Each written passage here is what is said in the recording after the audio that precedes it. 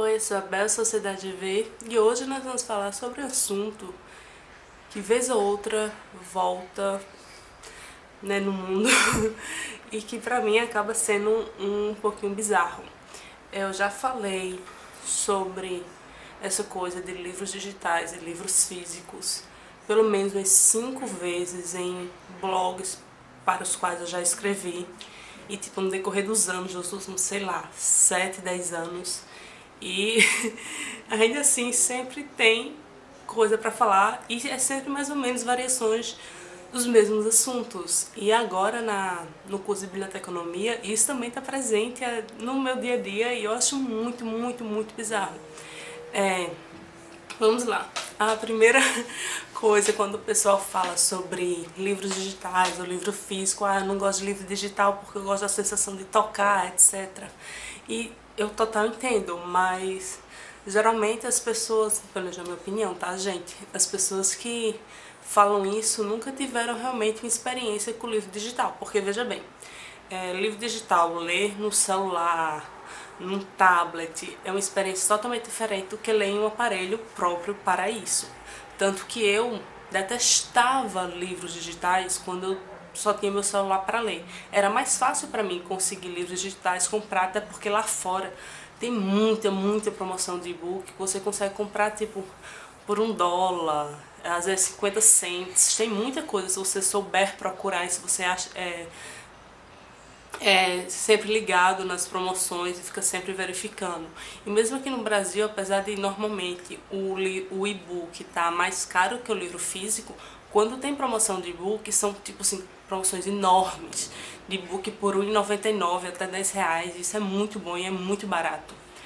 Mas o meu problema era justamente porque no celular, ou no meu tablet, que eu também tinha um tablet, eu não me concentrava. Primeiro, meus olhos doíam, e meus olhos doem muito fácil, então meus olhos ficavam doendo. Eu ficava me distraindo com a internet, que não adianta desligar a internet. Eu vou lá e ligo, cara, tipo, quem é que vai me impedir de ligar a internet, além de eu mesma? Ninguém. Então eu vou lá e ligo, e eu continuava verificando as coisas, mesmo se não recebesse notificação de nada, porque todas as minhas notificações sempre estão desligadas. Mas mesmo assim eu sempre fico abrindo as coisas e olhando só pra procrastinar, porque eu sou dessas. Então ler no celular, no tablet, no computador, então nem se fala, sempre foi péssimo pra mim, péssimo. Quando eu era um pouquinho mais jovem e eu lia muito mais fanfic, o que eu fazia muito era imprimir as fanfics pra eu ler e depois saía comentando nas que eu tinha lido, sabe? Na ordem, eu li o capítulo 1, escrevi tal e tal comentário na coisa que eu tinha imprimido, imprimido. E eu vou lá na FIC agora e escrevo esses comentários que eu fiz no meu papel impresso. Porque ler no computador, em celular, nunca, nunca, nunca foi bom pra mim. Eu nunca gostei, sempre me incomodou bastante. Então, há um bom tempo, acho que até mesmo antes de todo mundo começar a ir atrás de comprar um Kindle, etc., eu e minhas amigas, assim, meu grupo de amigas, a gente comprou um Kobo. Inclusive a Marina, e o Kobo dela ainda está vivo, o meu já morreu, que é vendido pela Livraria Cultura. Cara, revolucionou a minha vida de uma forma, porque livros físicos sempre foi uma paixão, obviamente. Eu tenho um estante aqui, ela é cheia de livros físicos, obviamente. E embora eu dê muito deles e eu venda muito deles, eu ainda tenho uma quantidade considerável e tem livros aqui que eu jamais vou querer me livrar porque eles são muito importantes pra mim, inclusive nessa coisa do pegar. E é uma coisa meio bizarra também, porque tem livros que eu sei que eu não consigo ler no Kindle, por exemplo. Livros de fantasia, dificilmente eu consigo ler no Kindle. E mesmo quando eu leio, eu não consigo entrar na história tão bem quanto eu leio uma fantasia em um livro físico. Porque na minha cabeça tem aquela coisa de, nesse mundo fantástico não existe um tipo de tecnologia como o Kindle. Então não faz sentido eu estar lendo no Kindle porque não existe na época. Sabe? Fica uma coisa meio assim na minha cabeça. E aqui eu tô falando sem roteiro, sem nada, porque foi ideia que surgiu enquanto eu estava dormindo, digamos assim. E eu já devia ter gravado o vídeo de hoje, segunda-feira, quando vocês estarão assistindo esse vídeo. E eu não gravei porque, enfim, motivos diversos, inclusive eu ainda estou doente, vocês podem perceber ou não pela minha voz. Mas, enfim. Então, desculpa se acabar ficando meio confuso assim as ideias, mas eu acho que dá pra entender o que eu tô falando. E no curso de biblioteconomia tem muitas pessoas que são apaixonadas por livros. E eu acho que eu sou a única que aparece lá sempre com o meu Kindle, porque é muito mais fácil carregar para os cantos. E tipo, eu não tô dizendo aqui no Brasil, é super conveniente você andar com uma tecnologia qualquer, tipo, é perigoso até você andar com seu celular, que é coisa do dia a dia que você realmente precisa dentro da bolsa, porque assalto aqui é muito frequente. E a minha cidade não fica muito atrás. Já fui assaltada aqui, acho que 2 vezes, então tem até uma coisa que eu nunca pego mais ônibus, porque realmente fiquei com muito medo. E eu só me desloco geralmente ou de carro com meus pais ou de Uber. Dificilmente eu pego um ônibus. Então eu consigo levar o Kindle na bolsa, e mesmo assim tem cantos que eu não levo ele porque, né, eu sei lá o que pode acontecer, então eu prefiro não estar com ele dentro da bolsa. Mas assim, facilita muito a minha vida essa coisa do Kindle. Eu já li muito mais do que eu jamais leria livros físicos, especialmente por causa da questão do preço. É muito mais fácil você esperar uma promoção de e-book e comprar vários do que livro físico. E dificilmente um livro físico que você quer muito vai estar por tipo R$2, R$3. Então, né, e aqui em situação de ser também você não acha coisas tão baratas assim quanto você gostaria. É tudo muito caro, né? No Brasil a gente sempre chega nesse ponto central da coisa, é tudo muito caro aqui. Então, livros digitais acabam sendo muito práticos. Até porque isso é algo assim que eu não sei se o público geral sabe, não sei, mas existe coisas como o Projeto Gutenberg, que é um não sei, eu fiz trabalho já sobre isso e tudo, mas eu sempre esqueço de como falar. Mas é como se fosse um banco de dados só de livros digitais. Então tem diversos formatos, tem PDF, tem MOB, tem EPUB, tem várias coisas, tem audiobook, alguns têm até sinalizado para o pessoal que só consegue ler em Libras. E é totalmente legal, porque eles só colocam livros nessa base de dados que já tem um passado do seu... Outra coisa que eu sempre esqueço o nome. Meu Deus, que os direitos autorais já tenham vencidos. Já seja domínio público. Era essa a expressão que eu queria, domínio público. Então todos os livros que tem lá já estão em domínio público e tem muito clássicos. E alguns até que a gente vai procurar em loja, apesar de já estar com domínio público, a gente só acha por tipo R$50, R$60, sendo que é uma coisa que tá assim praticamente de graça. Praticamente não, está de graça na internet, porque não tem mais, as editoras não pagam mais direitos autorais por esses livros. E a gente pode achá-los de graça, porque eles podem ser compartilhados de graça. E tem muita coisa no Projeto Gutenberg. Você pode baixar no formato que você quiser. E eu acho isso maravilhoso e é algo que eu acho que a maioria das pessoas não sabem. E ficam nessa assim, não vão nem atrás pra fazer um teste, sabe?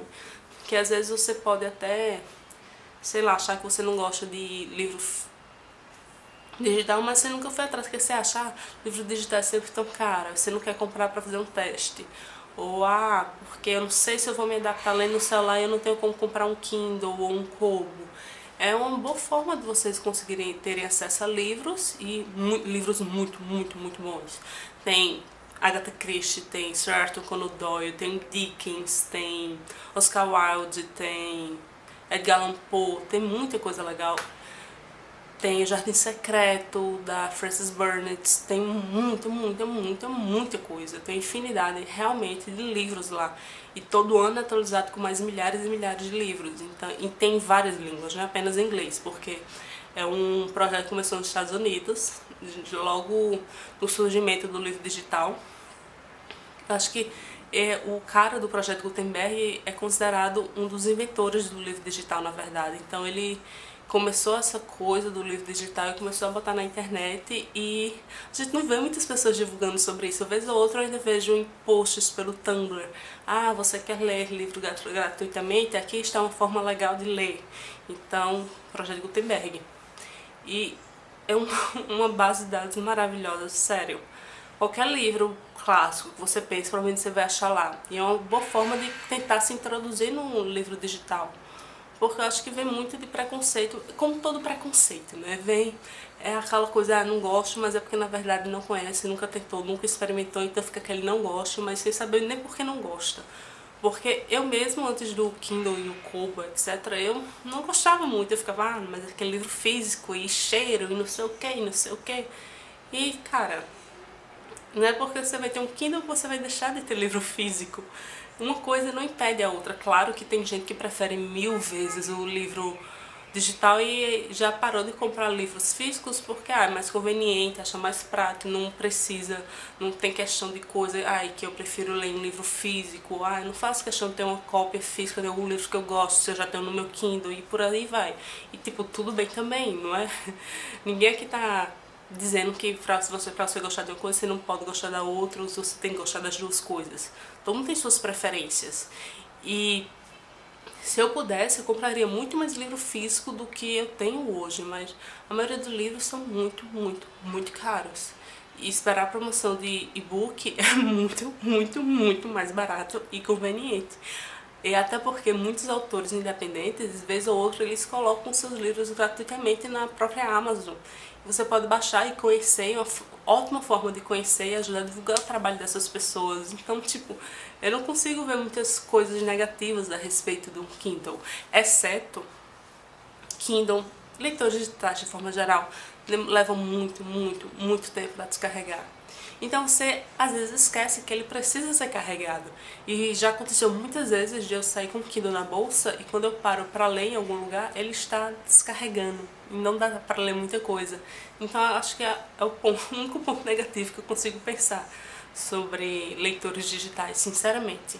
Porque sério, não há nada melhor do que você ter diversas formas de ler a mesma coisa e ler de formas diferentes, às vezes ajuda até no ritmo da leitura.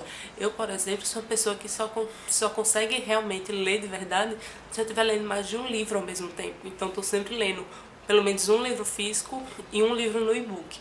Já assim, e-book é mais difícil eu ler 2 e-books ao mesmo tempo porque eu morro de preguiça, eu acho chato ficar saindo do e-book que eu tô lendo para ir pro outro e depois voltar, eu não gosto disso. Então, geralmente eu tô lendo sempre um e-book e aí um ou mais livros físicos, porque aí dá pra balancear, cada um eu leio num momento e funciona ótimo pra mim. Eu queria muito ler mais audiobook, só que quando eu tô no meu celular, geralmente fico escutando alguma coisa, eu tô escutando música porque são pequenos trechos que eu não tô me concentrando.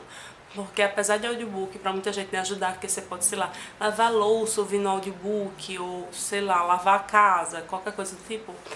Pra mim, mesmo sendo audiobook, tendo essa coisa de você poder fazer várias coisas ao mesmo tempo, mesmo audiobook eu tenho que estar prestando atenção no que eu tô escutando, senão passa capítulos e capítulos e eu nem sei o que aconteceu. Então acaba não sendo tão conveniente para mim.